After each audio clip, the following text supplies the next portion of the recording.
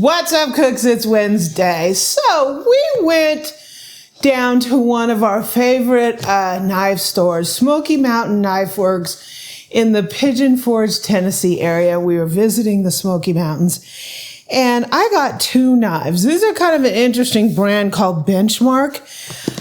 These are sort of beater knives. I can't find anybody else who sells them.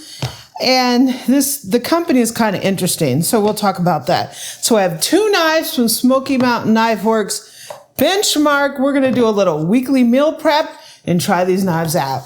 So join me. Welcome to the Amy Learns to Cook kitchen.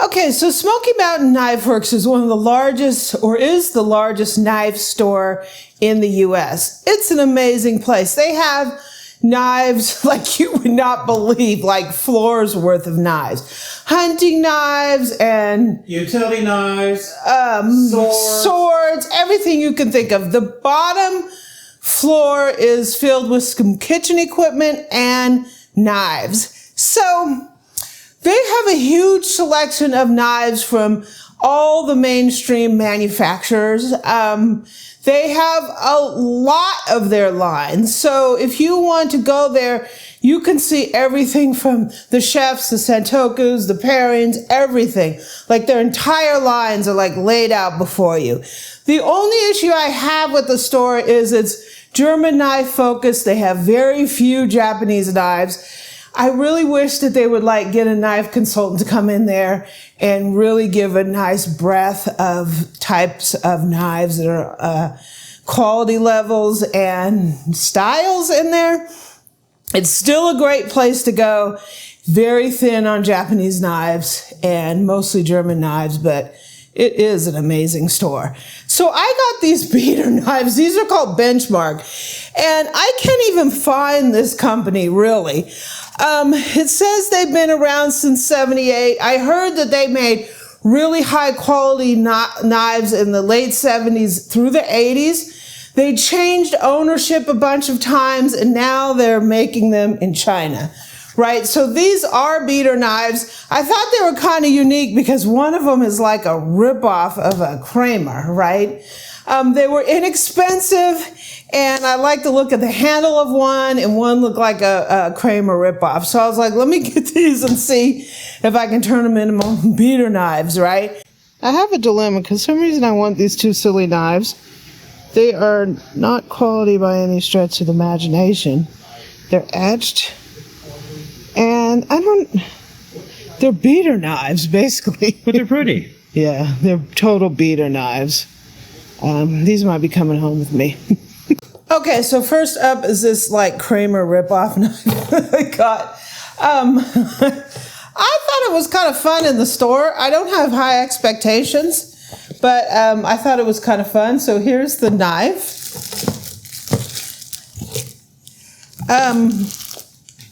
Yeah, so it has sort of, I don't know if I could say it has a Kramer. It doesn't have a Kramer profile on the blade. Here's the knife. The blade doesn't, it kind of looks like a Kramer in this area. The shape, the profile, the shape of the knife is a little different from a Kramer. It's obviously nowhere near a Kramer, right? They say it has a pocketwood handle. It kind of feels like a plasticky one. I don't know what they put over it. It just might be the finish on the knife. They do have a pin here that looks pretty nice. It's pretty smooth through the knife. It does have this, kind of like how a Japanese knife, there's just a peg in here.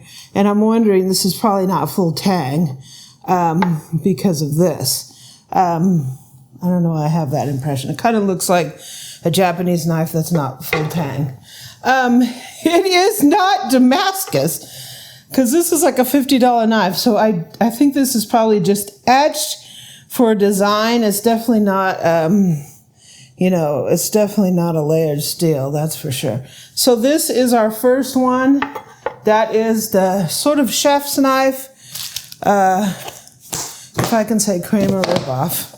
This other knife is a Nakiri, and the reason I got it is I thought the handle was pretty neat.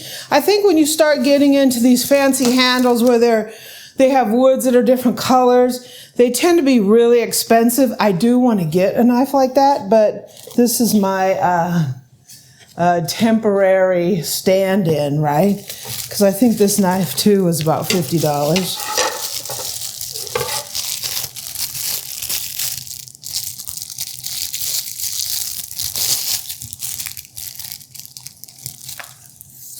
It does kind of have like a weird handle on it.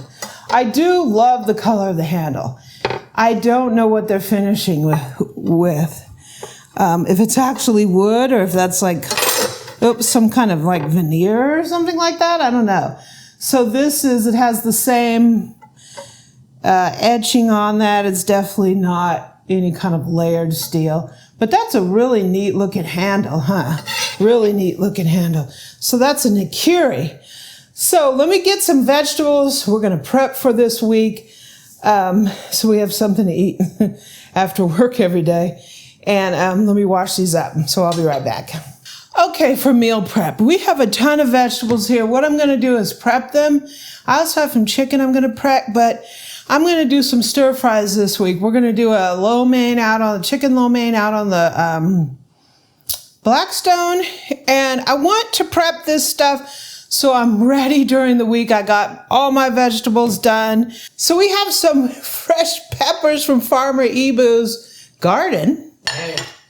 We have carrots and onions. Over here, I have a huge bowl of cauliflower and broccoli. We're going to be roasting these during the week and eating with some chicken. We have green onions for our stir fry. I've also have zucchini and some celery. So, what are we going to start with? I got these bags. These are funny. These are half-gallon size Ziplocs. And I thought I was like ordering quarts or gallons, and I've ordered these. So that's what we have. So let's start with the Nakiri. Here's the Nakiri. Beautiful handle on there. It feels good in my hand. I think that's why I like this knife. So we're going to start with Uncle E's bell peppers. We washed all these, so they're ready to go. Get you a garbage bowl and take it away, right? I think I want some that are kind of like strips for the stir fry. Oh yeah. There's probably a reason I really was attracted to this knife, because in the store it felt like comfortable in my hand, even though it it's a beater knife. It felt really comfortable in my hand, and it still does. And it's nice and sharp. I mean, you don't have to spend like tons and tons of money on knives just for an everyday knife. I know there's a lot of knife snobs out there, and yeah, I am one of them. But also, if you want something budget friendly, there's a lot of knives out there on the market that can give you something, in the $75 to $100 price range that will work just fine, right? Be a big step up from your standard, big box type knife, but they don't break the bank. Awesome. So let me finish cutting up the peppers. So I got all those done. So I've got these done, sliced into kind of strips. These are going to be going on our lo mein. Lo mein is something, people say, oh, lo mein only has this. Lo mein or chow mein, whatever you call it. But really, you can put whatever you want in it. I diced these. These are going to go into omelets and tacos and all that for this week. Next up, we have a boatload, a whole bunch of broccoli and cauliflower. So I did rinse these, but I really want to rinse them again. So we're going to do cauliflower first. So we got my fake, this one kind of has a slipperier handle on it. And I'm just going to roast this. So I'm going to cut these in florets. A lot of people aren't used to buying like fresh broccoli and cauliflower. No, you get them frozen. They get them frozen. And then you steam them. But they're so good fresh. They're delicious. Just buy them like this and cut the florets off like that. That's how you prep a broccoli. And we're just going to throw these in here and I'm going to rinse them. And we're just going to cut the florets off. See that? Boom. Just like you got it out of a bag. I go in stores and they like have vegetables prepped and stuff, and it's like twice the price. And this is literally what they're doing, and they're doubling the price on it. And roasted, oh, it's so good. It's so good. Just like that. So let me take these over and rinse them. Okay, so here is the bowl of our beautiful broccoli. All you really have to do, you could just throw these in the steamer, or you can put them on a sheet pan with a little olive oil, season them, throw them in the oven and roast them. Fantastic. That's what we're going to be doing this week. Same thing with the cauliflower. We rinsed it and just put it in that bowl like temporarily until they dry off a little. I'm just going to bag them up and put them in a Ziploc. So cauliflower, I'm just taking these extra leaves off here around the stem. So this knife is behaving pretty nicely for being a little beater knife, an unknown beater knife, right? Sounds like you have a little respect for it. Well, you have to have respect for any knife, right? Well, they have to earn respect. No, a knife comes with respect, because you can gut yourself with it. Like you can gut yourself with a 2-cent knife from the dollar store. Well, of course, but for care and maintenance, though. Oh yeah, for care and maintenance. So here's our little floret. You can leave them big like this, or you can cut them in half like that. It says big florets on it. I love cauliflower. Love it. It's one of my favorite. Of course, back in the 70s, we used to eat it with cheese, or my mom would make it with cheese sauce. I couldn't have the cheese sauce, so I just put mayo on it. But my brothers would only eat it with the cheese sauce. I think that was the only way to get them to eat it, was throw cheese all over it. How do you make that cheese sauce? I'll make you some, boo.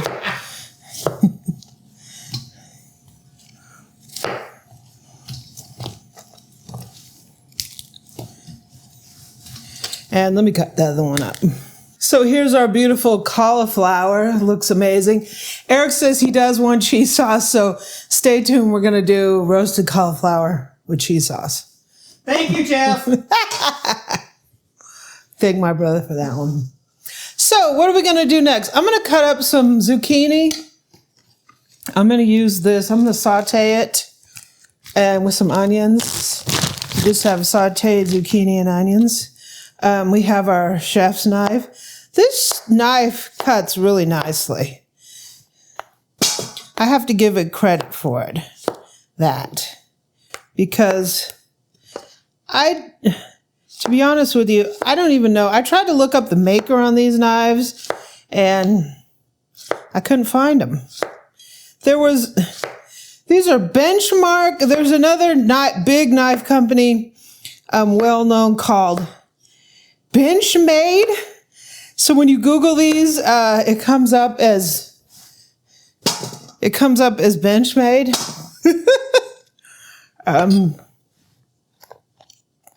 I think what I'm going to do with these is I'm going to cut them this way, because then I'm just going to saute them. I can use them in an omelet, or I can just saute them with some onions. Maybe put a little, just drop some frozen corn in there with onions sauteed, zucchini, and frozen corn. Makes for a really good side dish. Like a summer saute. I think I did a summer saute years ago. I'll put links to it up here where I did that. You can always spare one of these zucchinis and grate them up, right, Boo Boo?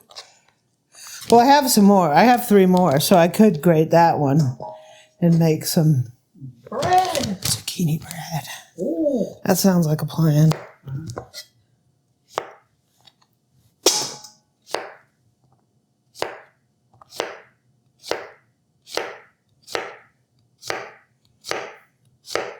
So there's a lot of knives that try to make blades that they say the food doesn't stick to it as you chop. I don't know if I found like any of them that have really been all that effective. I don't think the gratin edges are big enough. They make these dimples. The dimples are tiny. Yeah. I've never really seen any that have worked that well. So let me finish this and we'll be back. Okay, so here's this zucchini. I left one whole because I don't know if I'll get to it. Like, I'll get to these tomorrow, but I don't want to cut that too soon. They go bad faster. So, carrots for the lo mein. These are baby carrots. Mm. I don't know why I want to cut them this way. Sort of like they're julienne. A julienne of baby carrot.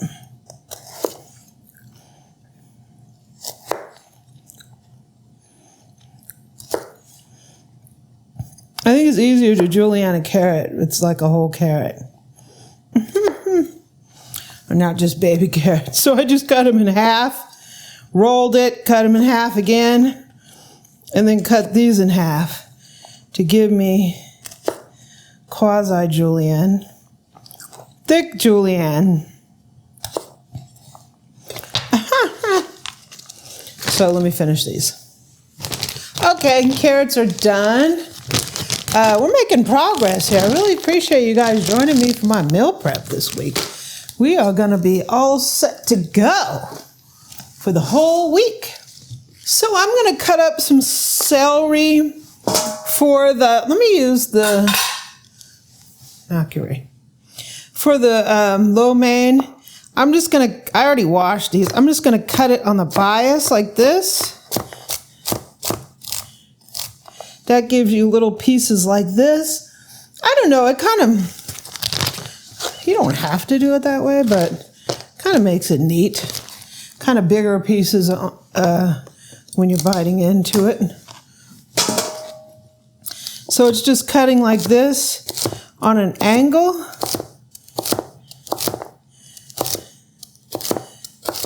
I think it's kind of good to do that in stir fry. Cut it that way.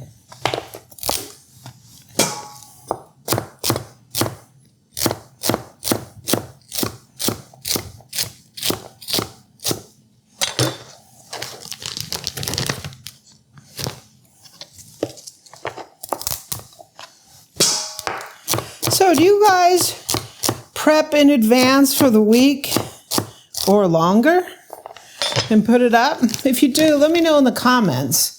What do you do to prep for food for the week? Makes it a lot easier come dinner time when you've been working all day. Celery's done. Okay, next up we are going to do green onions. Doing them the same way. This is going to be for the lo mein on the bias. This is working well with these knives. Not bad for beater knives. They're not, you know, perfectly glamorous, you know, glamorous high-end knives, but hey. But they're prettier than your $15 beater knife. Yeah. Give us a little pretty handle to work with. Make it a little funner in the kitchen. I mean, prep is, like, some people like prep. I think prep's okay. It's just a lot of work. Particularly with stir fries. Like you say, oh, stir fries are so fast to make, and they are really fast to make. Like boom, boom, are in the pan and they're done. But there's a lot of prep. So, whatever you can get done early, in advance, is very helpful. You could prep part of it one day and prep the rest the next. Green onions are done. Okay, we're almost done prepping. Last I'm going to do, I'm going to slice some onions. I'm going to use the chef's knife because I like having a tip on the knife to cut these. But I actually am going to slice these, so with these it's not that big of a deal. I'm going to use some of these in the lo mein, chow mein, whatever you call it. And I'm going to use some tonight. I'm going to caramelize them and put them on a hoagie sandwich. One of my favorite things to do. Slice your onion into half moons. There you go. Just like that. Sliced onion. Sliced onion.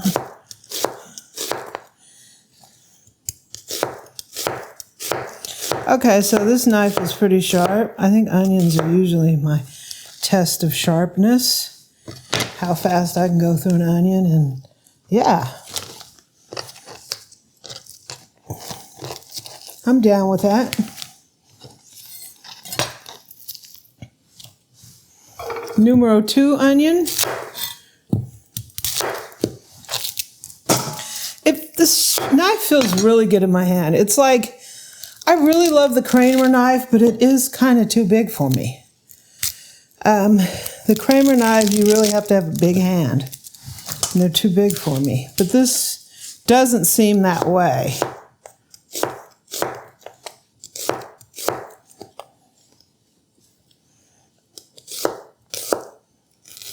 Ooh.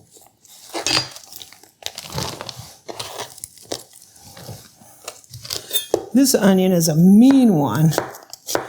You're a mean one, Mr. Onion.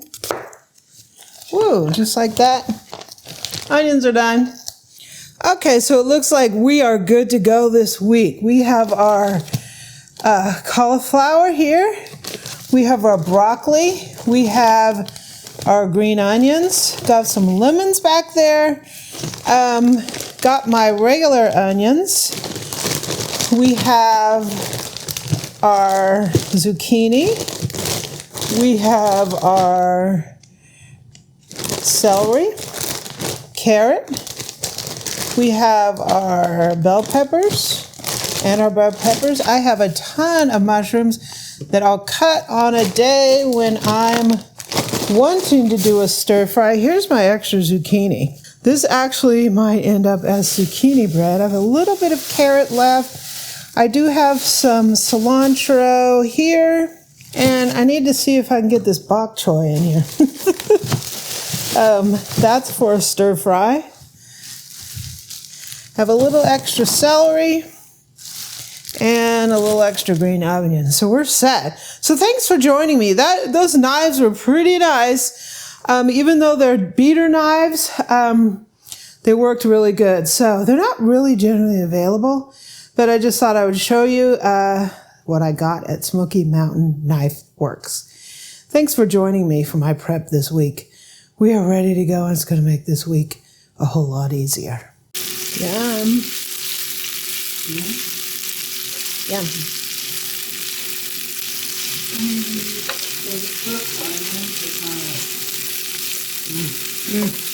Yeah. Yeah. Good. Yum, yum, boo. Yum, yum, babe.